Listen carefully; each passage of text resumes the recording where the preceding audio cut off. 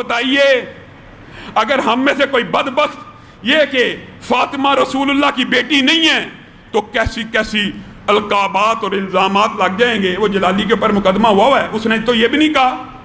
اور آپ سر عام رقیہ کو کہیں کہ یہ رقیہ بنت رسول اللہ نہیں ہے, معاذ اللہ, ان کے نسب میں ہیر پھیر کریں, بکواس کریں, ان کا نسب تبدیل کریں, اور پھر تحفظ بنیاد اسلام بل پینڈنگ لٹکا ہوا ہے.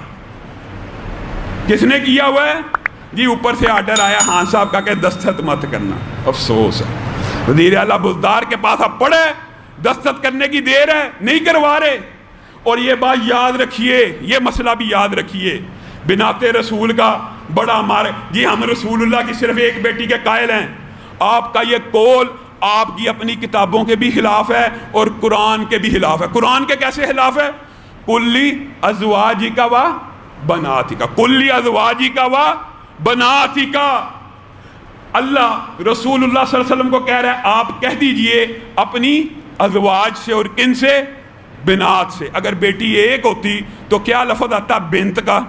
یہاں پہ بنات دو کا صیغہ استعمال نہیں کیا, یہ بنات جمع کا صیغہ ہے, اور جمع کم از کم کس کے لیے ہوتی ہے عربی میں؟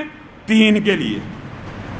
آپ تو اللہ کی نہیں مانتے. اللہ تو کہہ رہا ہے کلی ازواجک و بناتک و نساء المؤمنین. اللہ تو یہ کہہ رہا ہے کہ آپ اپنی بیویوں کو, اپنی بیٹیوں کو, اور آپ کہتے ہیں بیٹی ایک ہے اور باقی جو بیٹیاں معاذ اللہ ان کا نسب کسی اور مرد کی طرف کرتے ہو. یہ کیسے بدبخت لوگ ہیں, اللہ کی قسم.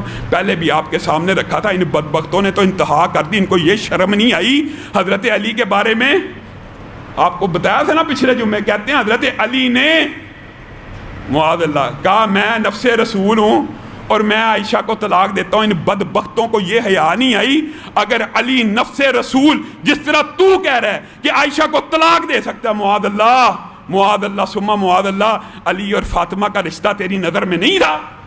یہ کیسی بکواس کرتے ہیں, یہ کیسی توہین کرتے ہیں. یہ توہین کیسے بند ہوگی؟ تحفظ بنیاد اسلام بل کو پاکستان میں منظور کر لیا جائے, بند ہو جائے گی.